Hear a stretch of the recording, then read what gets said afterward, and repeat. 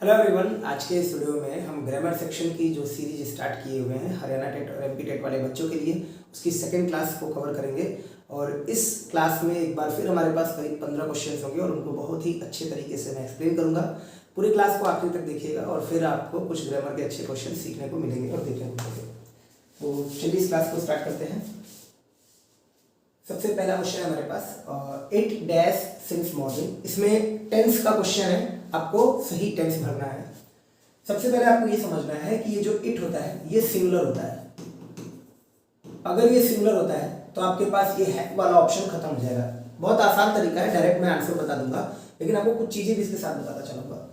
ये जो सिंस है, सिंस और फॉर जब भी लगेगा तो सिंस और फॉर के साथ हमेशा ध्यान रखिएगा कि आप परफेक्ट टेंस को यूज कीजिएगा, परफेक्ट कॉन्टिन्यूअस टेंस या फिर परफेक्ट टेंस। इन्हीं दो टेंस का यूज होगा। जब भी सिंस और फॉर सेंटेंस में लगा होगा, ये टाइम डिनोटेड वर्ड है। सिंस के साथ आप पॉइंट ऑफ टाइम को दिखाओगे और फॉर के साथ ड्यूरेशन ऑफ टाइम को। तो परफेक्ट कॉन्टिन्यूअस या फिर परफेक्ट टेंस। तो अभी हमारे पास ये फिर बी ऑप्शन खत्म हो गया और डी ऑप्शन खत्म हो गया, सही ऑप्शन हो जाएगा सी। तो सी करेक्ट आंसर होगा। It has been raining since morning. ठीक, अब क्यों मैंने कहा कि या तो परफेक्ट कॉन्टिन्यूअस या तो परफेक्ट टेंस, आपको समझाता हूं। I have dash him for 2 years, for 2 years। और आपके पास ऑप्शन है I have known, I have been knowing, I have knowing, और मान लीजिए 3 ऑप्शन है, आपको फिल करना है। तो अभी यहाँ पे I have been knowing लिखोगे तो ये ऑप्शन गलत हो जाएगा, क्योंकि नो वर्ब को कॉन्टिन्यूअस टेंस में यूज नहीं करते हैं। ये एक स्टैटिक वर्ब है, तो अगर कॉन्टिन्यूअस नहीं है तो परफेक्ट कॉन्टिन्यूअस भी नहीं बनेगा। तो ये ऑप्शन खत्म हो गया, ये ऑप्शन खत्म हो गया। अब इसको हमें क्या करना पड़ेगा, सिर्फ एक ही ऑप्शन है कि जब कोई वर्ब को परफेक्ट कॉन्टिन्यूअस में नहीं यूज कर पाएंगे तो फिर उसको परफेक्ट टेंस में यूज करेंगे। और यहाँ पे सही ऑप्शन बनेगा आई हैव नोन हिम। मैं उसको जानता हूँ कब से, 2 सालों से। तो जब भी सिंस और फॉर सेंटेंस में हो तो ध्यान रखिएगा हमेशा परफेक्ट कॉन्टिन्यूअस टेंस का यूज करिएगा। और अगर वो वर्ब स्टैटिक है, उसको कॉन्टिन्यूअस टेंस में नहीं यूज किया जा सकता है, तो फिर वहां पे परफेक्ट टेंस यूज करिएगा। समझ में आ गई बात। अगला क्वेश्चन है he said to them will you listen to such a man. Indirect narration में आपको चेंज करना है। तो अगर इंट्रोगेटिव है तो सेड टू को हमेशा आस्क में चेंज करते हैं। आस्क्ड है और यहाँ पे सेड और सेड टू है। तो ये सी ऑप्शन और डी ऑप्शन खत्म हो गए। एलिमिनेशन मेथड आपको बहुत ज्यादा फॉलो करना होगा, जल्दी आप सॉल्व करोगे। अब यहाँ पे इन्होंने टू प्रीपोजिशन से जोड़ा है, जबकि यहाँ पे इफ या वेदर लगा के जोड़ा जाएगा इंट्रोगेटिव नरेशन बनाते समय, जो कि यहाँ पे किया गया है। फिर ए ऑप्शन खत्म हो गया, बिना देखे बी ऑप्शन आप कह सकते हो कि सही होगा। He asked them weather, you second person है, देम के हिसाब से दे कर दिया, विल को बाद में कर दिया, क्योंकि इंट्रोगेटिव नरेशन जब चेंज करते हैं तो उसको असर्टिव में लाते हैं। विल को वुड कर दिया, listen to such a man. Next question की तरफ बढ़ते हैं। थर्ड क्वेश्चन है हमारे पास he urged them to be quiet and listen to his word। अब की बार इसको डायरेक्ट में करना है, यानी कि दोनों तरीके से पूछा जा सकता है, इनडायरेक्ट और डायरेक्ट। और ये लास्ट ईयर पूछा गया था जब भी लास्ट टाइम एग्जाम हुआ था आपको।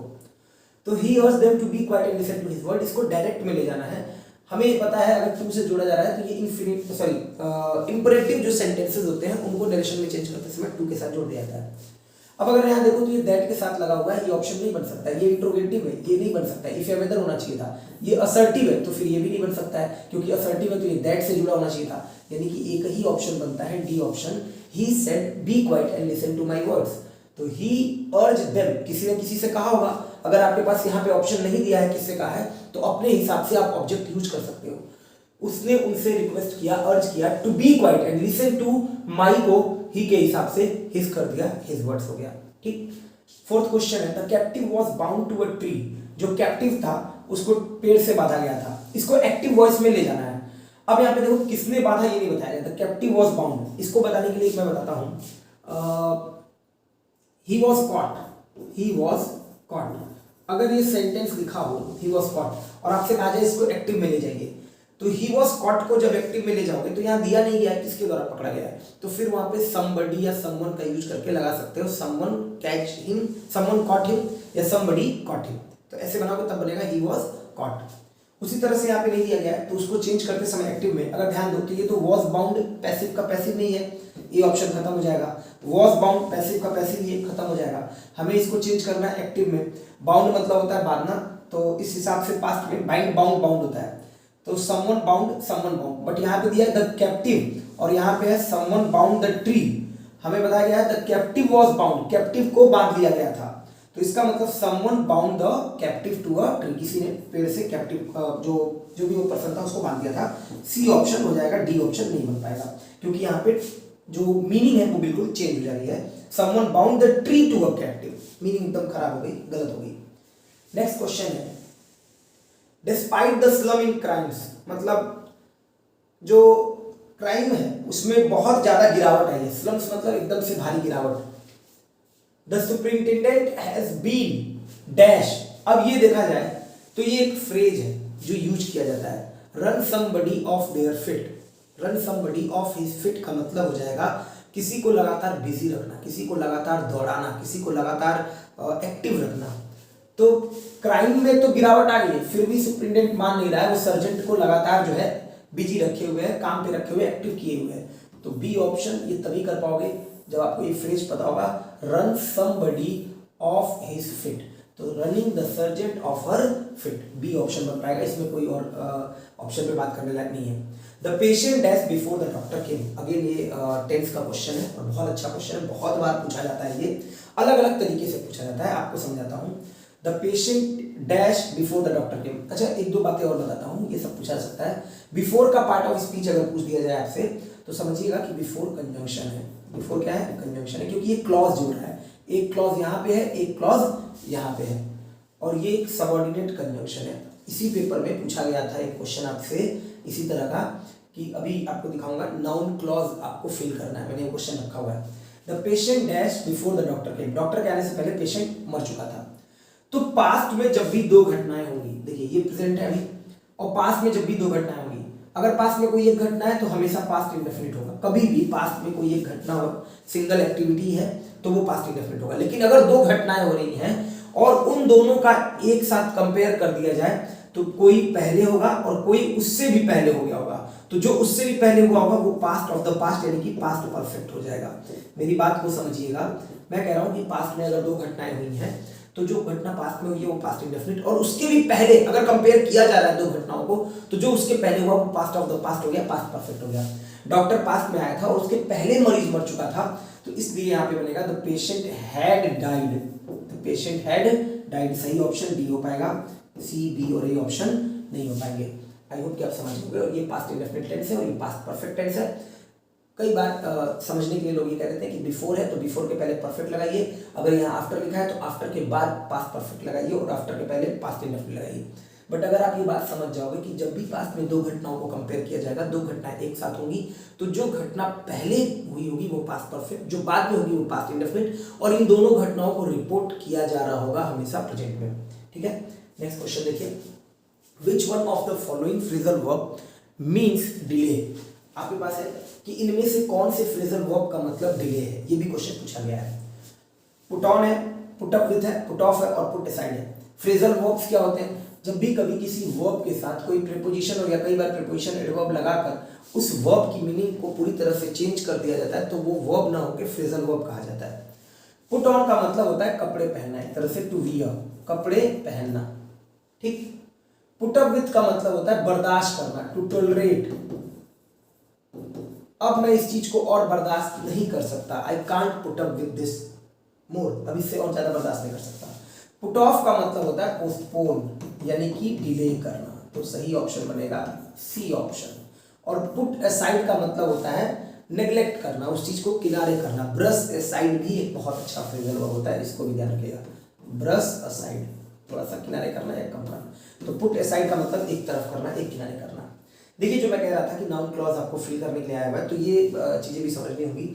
डैश हर्ट्स मी, और इसमें फिल करना है नाउन क्लॉज। अगर सही मायने में देखा जाए तो ये ऑप्शन भी सही है, बट जो चीटिंग है वो जीरल हो जाएगा, ये आपके पास नाउन क्लॉज नहीं बनेगा। द स्टेटमेंट हर्ट्स मी, ये भी बन सकता है, उस स्टेटमेंट, ये स्टेटमेंट मुझे हर्ट करता है, लेकिन ये नाउन क्लॉज नहीं है। Even the thought of his suffering, ये भी नाउन क्लॉज नहीं है। सही ऑप्शन बनेगा सी, जो कि एक नाउन क्लॉज है। नाउन क्लॉज का मतलब अपना सब्जेक्ट, अपना फाइनाइट वर्ब, और सेंटेंस में नाउन का काम करता हो तो उसको नाउन क्लॉज कहा जाएगा।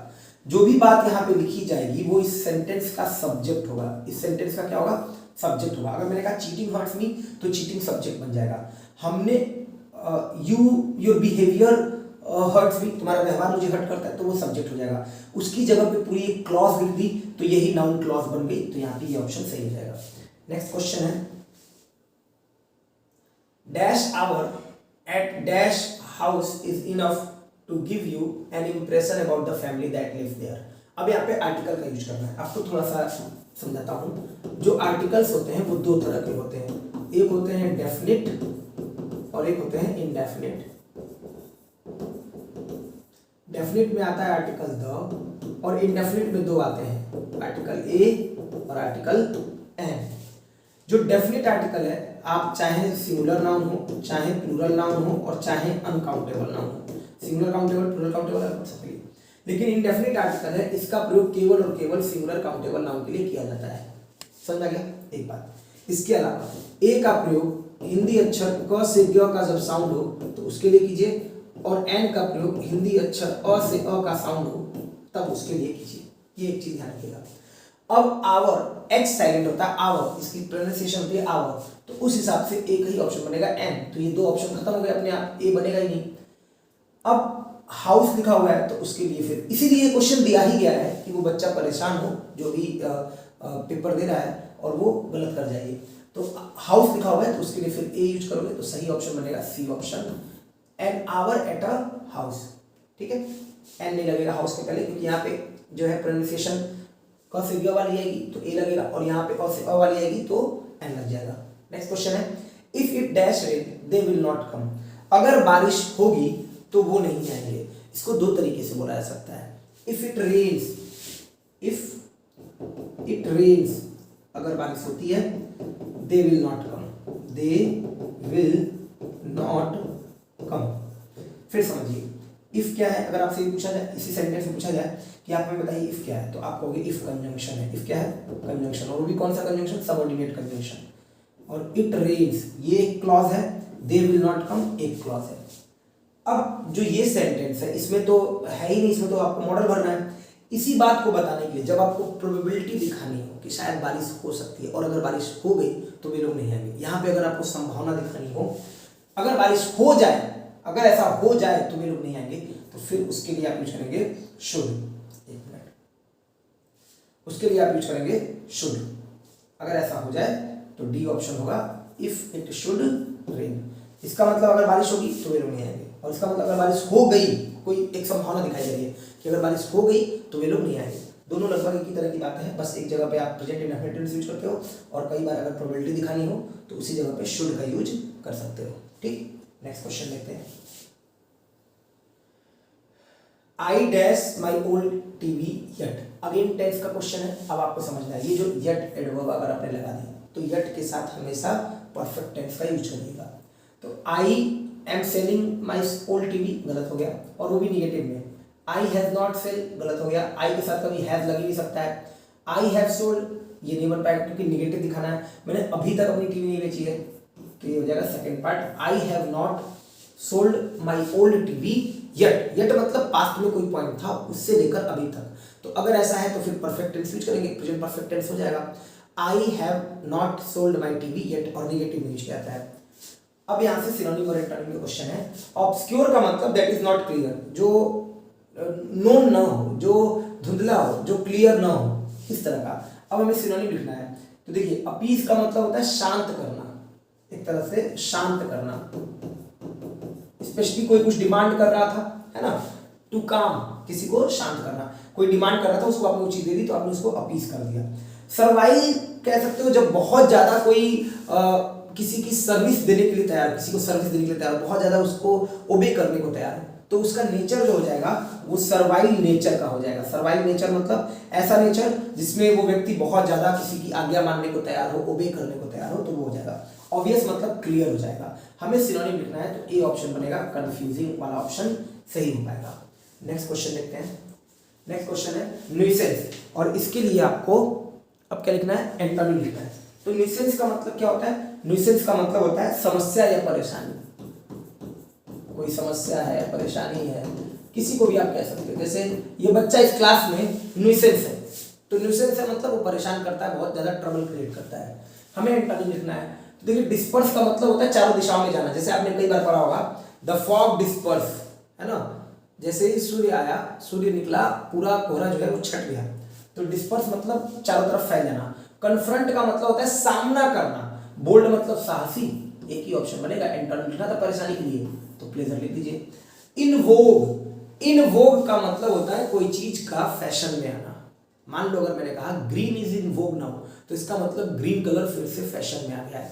तो कोई भी चीज फैशन में है, पॉपुलर है, इस तरह से यूज कर सकते हो। हमें इसके लिए नियरेस्ट वर्ड लिखना था, तो ये बन जाएगा सी पार्ट, मतलब डी पार्ट, पॉपुलर वर्ड हो जाएगा 4th नंबर का ऑप्शन। डेंजर मतलब खतरा होता है, बोथफुल। अच्छा, एक और बात आपसे ये पूछा जाता है बहुत बार पेपर में, सफिक्स और प्रीफिक्स के क्वेश्चन।